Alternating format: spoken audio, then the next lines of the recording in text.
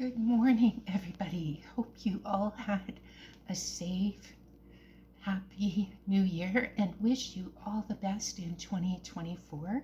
A big thank you for being here with me today on January 5th.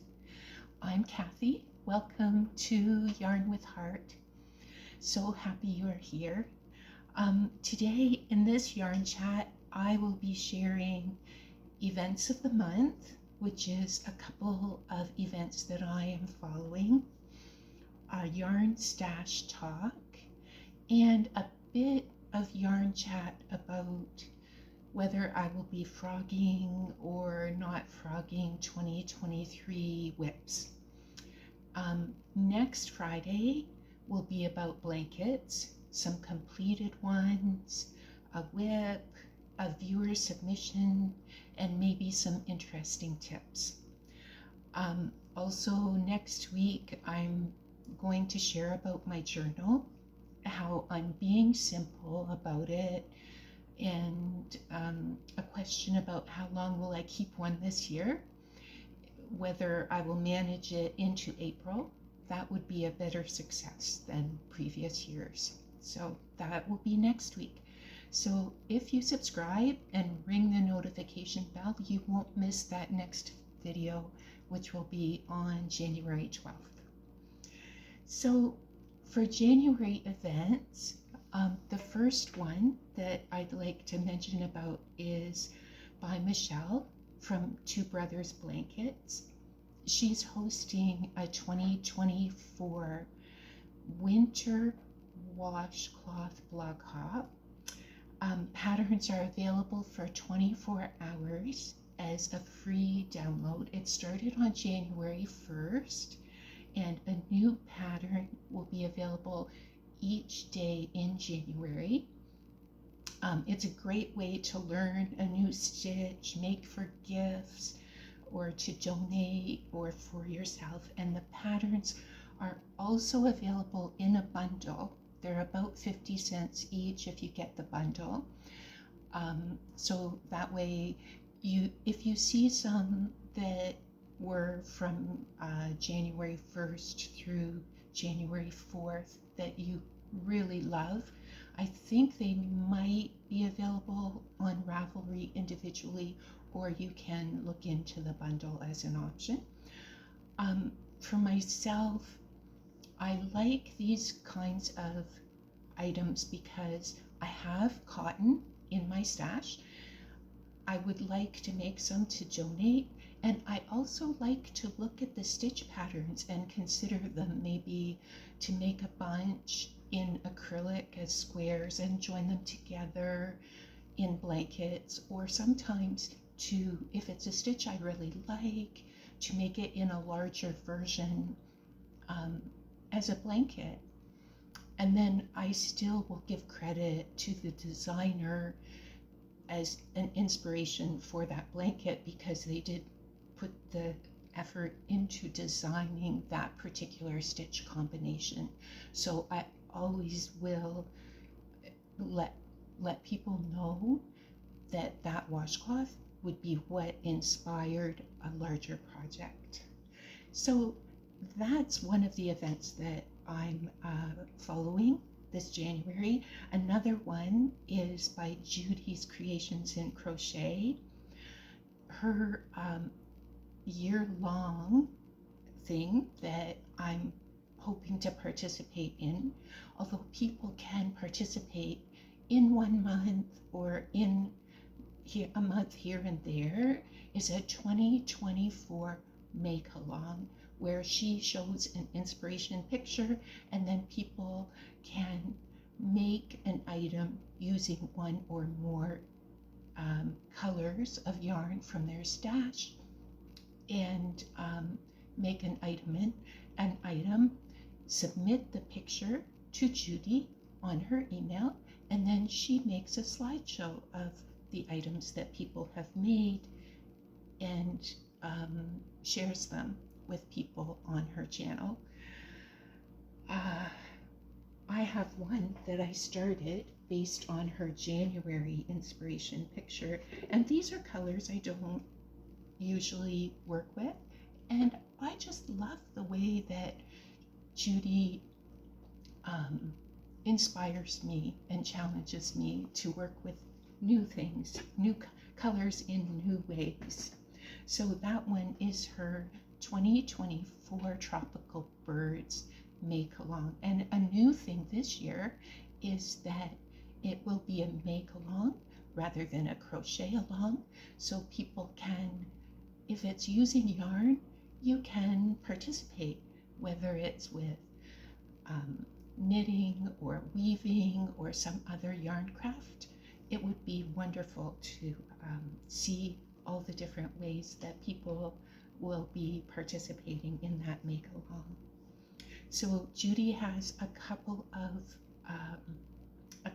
videos on her channel that explain this fully. I am just mentioning the highlights about that event here.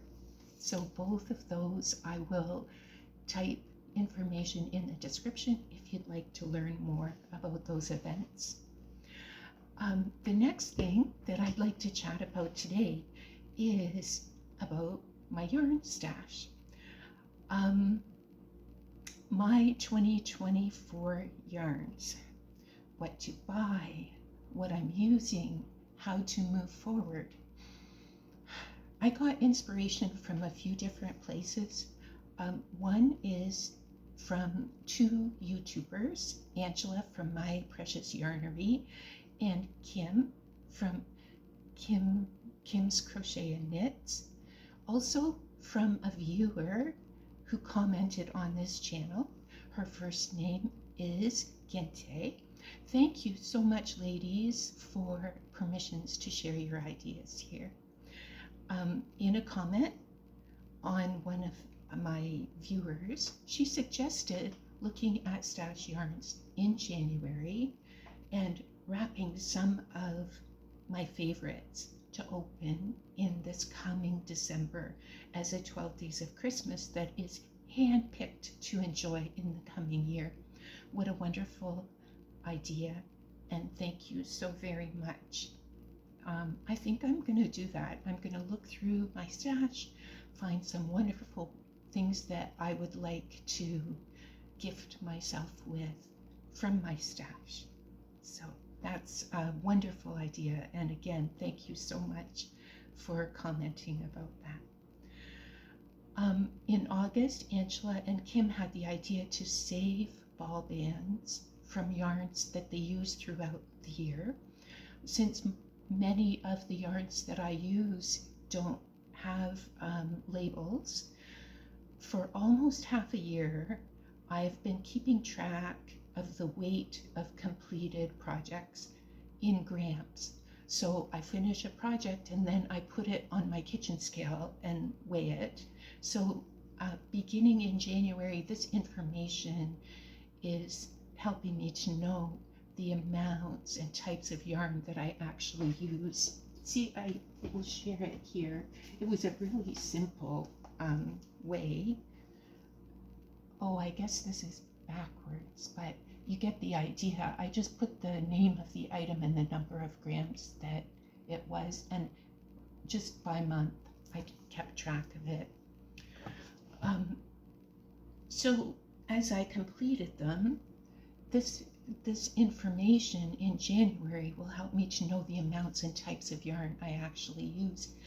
I'm using about 2,000 grams of yarn per month, and this is mainly acrylic and mainly number 3 and number 4 weight.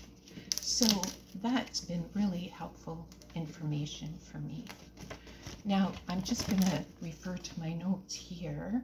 So what I've found is I'm going to try, based on that, for 1 month in January to use my stash.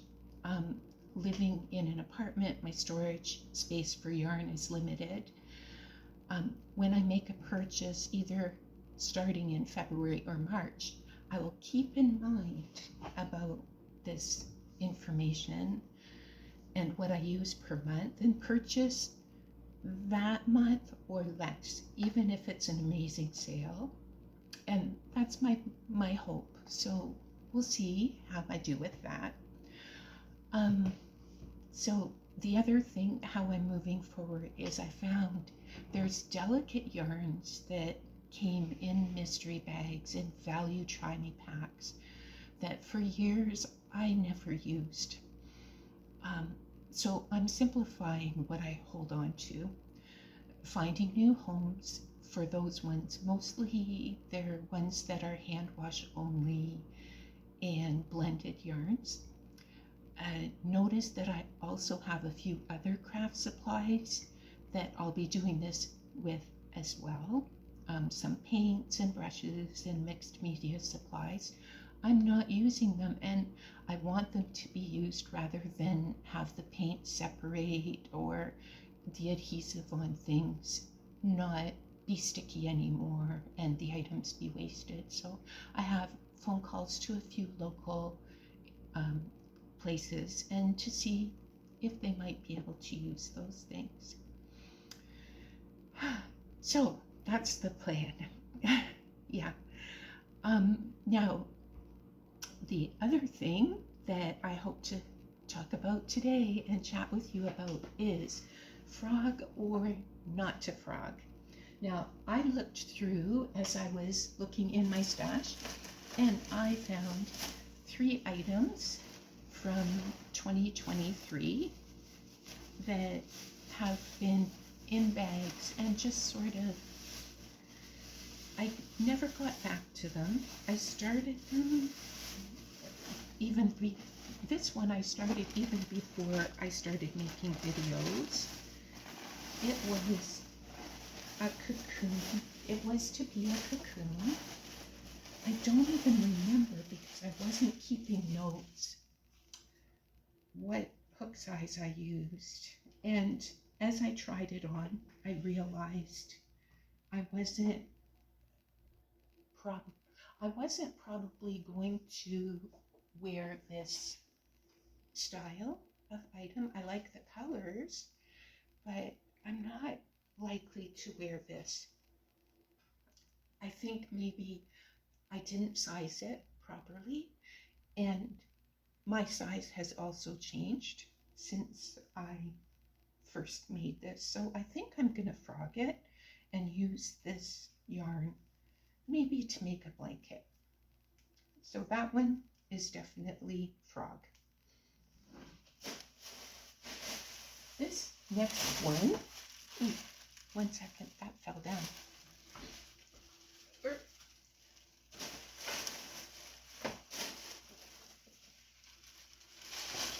This next one is very familiar because we know about this.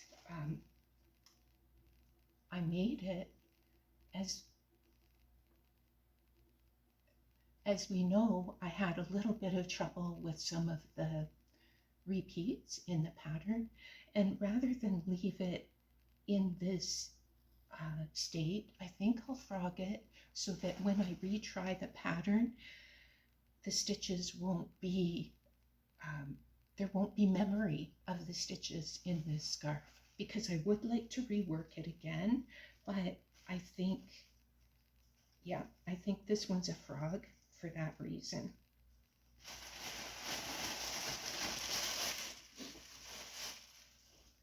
Now this one, I honestly don't know what to do. I've worked on this. Here's the front, because I marked the front with a little tag.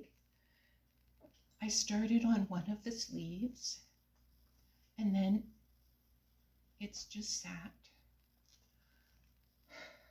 and I don't know what to do. I like the sleeves. I do like the sleeves. This isn't the type of neckline that I usually wear. And it's a very it's very warm in the way that it's made. So I think that's quite good.